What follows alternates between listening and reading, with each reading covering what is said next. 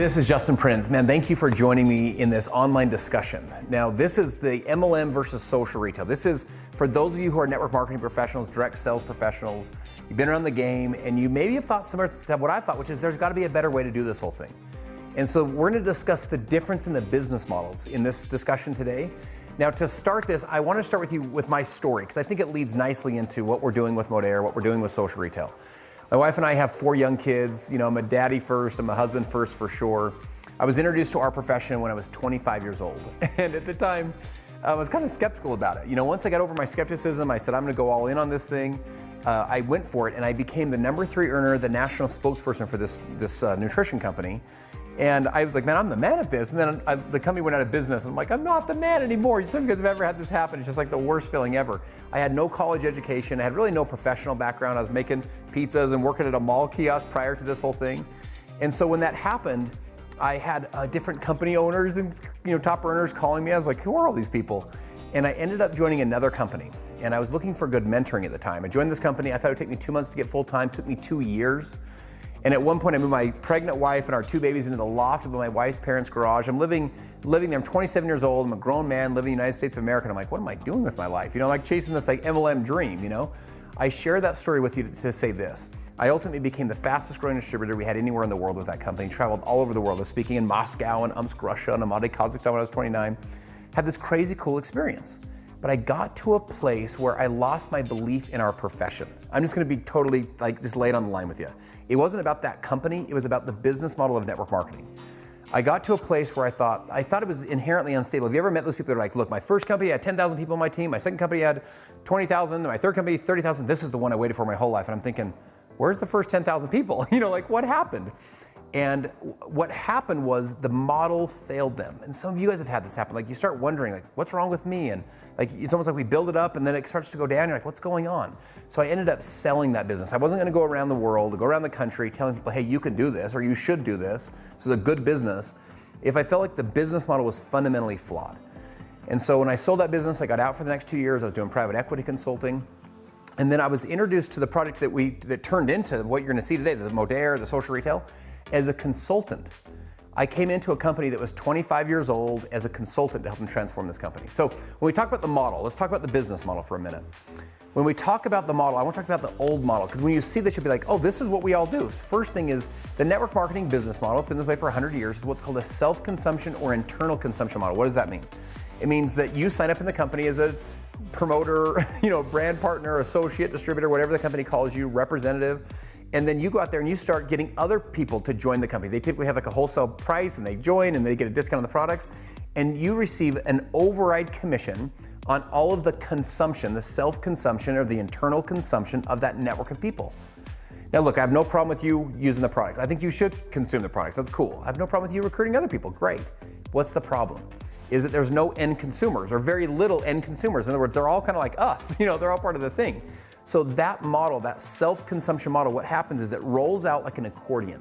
Like if the company's got some momentum and some mojo, you guys have seen this happen. You see a company spike, it's going well, then what happens when the momentum slows or it softens? What happens is the person at the bottom, the person that joined last night, if they can't go recruit more people, they can't make money. And if they can't make money, you already know what happens. It starts to erode from the bottom up. It's like the accordion starts coming back. And when this happens, you can't do enough 3-way calls. Have you guys ever had that happen? It's just like, what the heck's going on with my team right now, Can't do enough conference calls, can't do enough 3-way calls. So when it erodes, the little guy's not making enough money. Now they quit. The person above them who's a small rank, they're now not making enough money. They're unqualified. Now they quit. And our networks start to erode like this. And this was part of what I felt like was broken with our model. The second thing is this. People ask me sometimes, they'll say, what's the difference between Modere and other companies? And one of the things of the old model is think of a company in your brain. You can pick whatever one you want. www.networkmarketing.com. Pick whatever company you want. Think of the tabs on the website. The tabs are something like this: company, products, opportunity, events, charities, join now, something like that. Why do they have the opportunity tabs on the website? The reason is because they're trying to get more people to join the company so they can self-consume or internal consumption of the products. Now, when you go to modere.com, you'll notice it's all retail. There's no network marketing, anything. Third is distributor pricing. Guys, can we just be honest? for a lot of times in network marketing, if you're not listening to the doctor's CDs, and you're not going to the weekly meeting, and you're not going to the Super Saturday, and you're not plugged into the system, and you're not listening to the doctors or the formulators talk about the products, you wouldn't pay those prices to get access to those products. They're not retail prices. They're not prices that you get access to in the normal retail world. And they're prices that actually have been designed to help us build a distributor or a self-consumption distribution model. Next is wholesale versus retail. This is one of the fallacies of network marketing. We'll get on a whiteboard, we're like, there's 8 ways to earn money in our comp plan. Way number 1, buy wholesale, sell retail. And then we all, unless it's like a party plan, we all look at each other like, it doesn't really work that way. The reason they have this is so that you'll pay the fee. Remember we say just like a Costco membership. It's like, no, it's not like a Costco membership. So you pay the fee so you can get the wholesale pricing. That's a fictitious fake thing that we've done in our profession to make it seem like there's a wholesale margin. Next is earn income primarily from recruiting. You can only be like a double diamond ninja backflip if you can go recruit a team of people. I remember our first year of Modere, we had a woman that earned $34,000. She had 4 kids. She went on a couple trips and she didn't recruit any people. And that was the real power, because 70% of people that join network marketing, 7 out of 10 that join your team, recruit 0 people.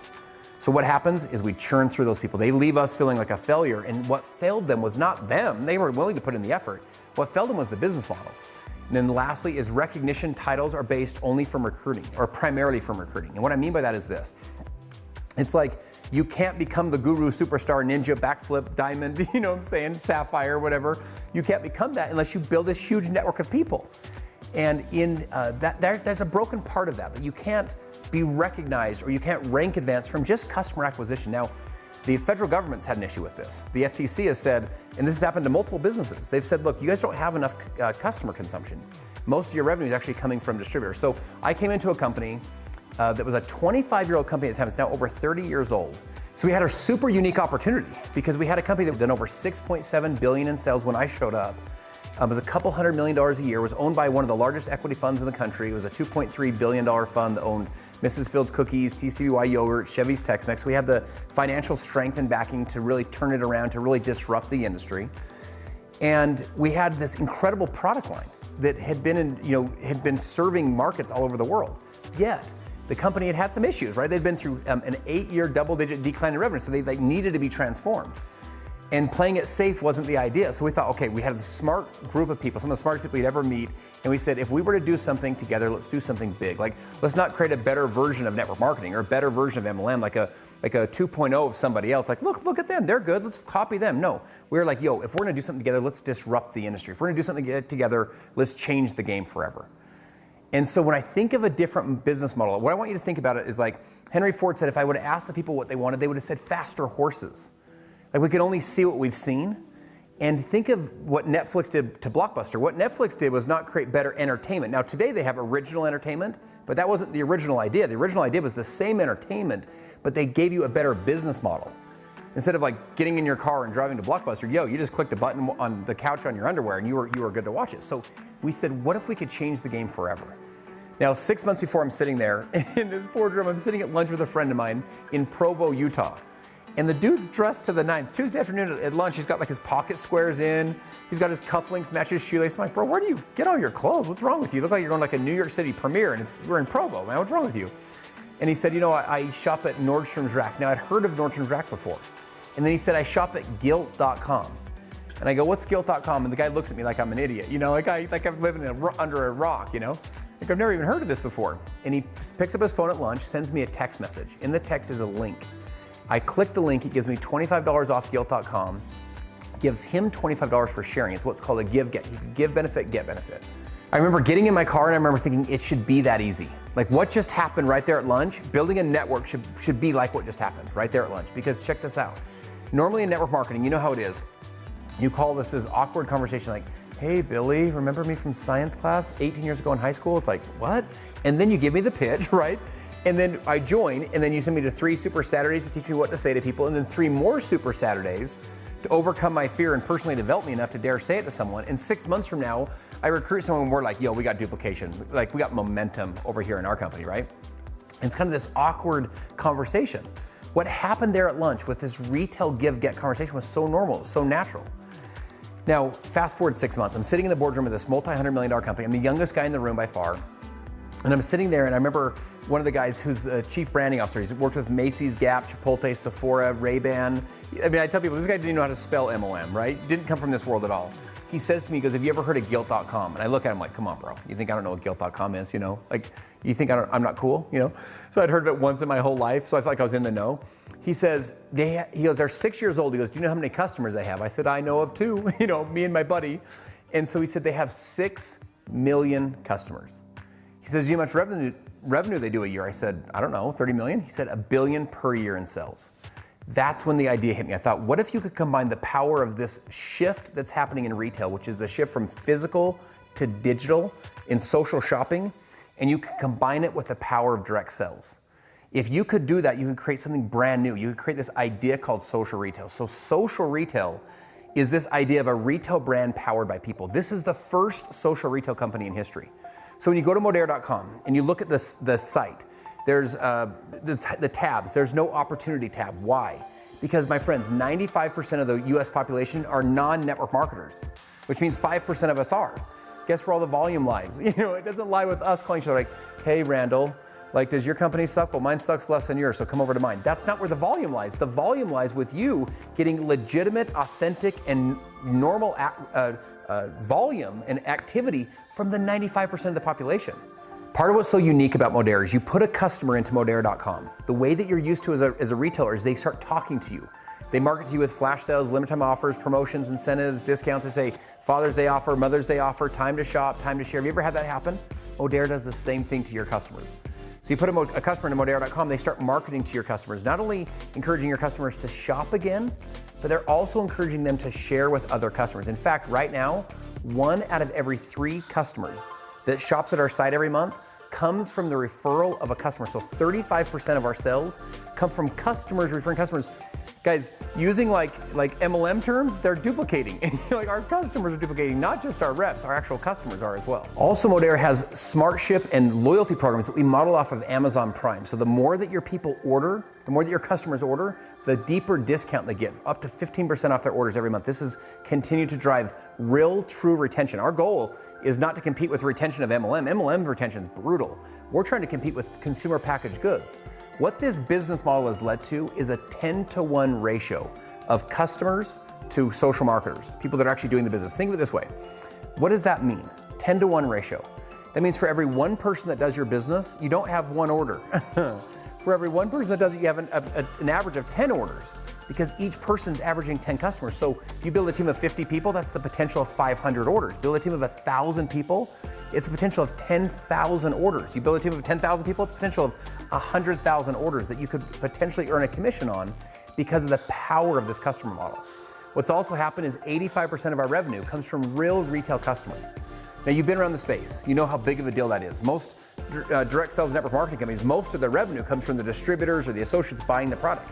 Over 85% of our monthly revenue comes from true customer consumption.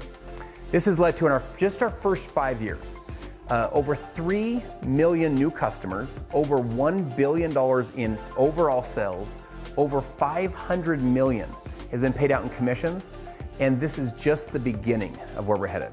All right, let me shift gears on you. Let me talk to you about the products. Part of what makes Modere so unique is this bedrock of products. You can have the best customer model in the world, but if people don't want to buy the products, you're in trouble, right? Now, this company had sold $6.7 billion worth of product sales before we all showed up, because the products really matter. The products really work. If you look at all the big networks in the world, you look at all of the billion-dollar networks, they all have something in common, which is a broad product line. You know, very rarely do you see kind of a small, narrow company, small, narrow product line that becomes one of the big ones. The broad product line, because you can build a consumer base where maybe they don't use this product, but they use that product, or they don't use that product, they use this. I want to share with you our philosophy when it comes to product rollouts. Now, if you think of Apple, what do they do? When Steve Jobs launched the iPod, and then the iPhone, then the iPad, what was he really getting you into? Those were hero products, right? Got you into the iPod, but what he really got you into is iTunes, iCloud, iMac. In other words, he got you into the ecosystem. With Modere, our ecosystem is this idea of clean, non-toxic products. So recyclable, BPA-free, never test on animals. We have our Perfect 10 quality standard. These are products that you can use in every area of your home. They're award-winning products with awards both in our profession, out of our profession. Now, our hero products, we have stuff like the liquid collagen, the liquid biocell. So collagen is one of the most searched words on the internet. This is literally like one of the next big movements in health and wellness is collagen. So we have our liquid collagen, our liquid biocell, which is 7 international patents, 37 human clinicals. This is a product that people get into, and then they get into this whole live clean philosophy. The other one is our product Trim. Trim won the best weight loss supplement of the year in 2018. What's cool about this one is it won the best weight loss supplement out of all supplements. In other words, not just out of direct sales, right? Out of GNC, bodybuilding.com, everybody, this was the one. This not only has the liquid biocell technology in it, this also has CLA, a clinical dose of CLA. So what that does is actually helps to build lean muscle and burn belly fat. It tastes, the chocolate tastes like chocolate pudding. We have a couple different flavors. If you take a spoonful a day, it's like the simplest product on the planet to market. People say, hey, what is this? You can send them your code and build your base from there. We also have our Logic, our Logic with Tetrablend coffee, as well as our creamer. So this has the collagen. So the thing about collagen coffee, add Trim to it. You have collagen weight loss coffee.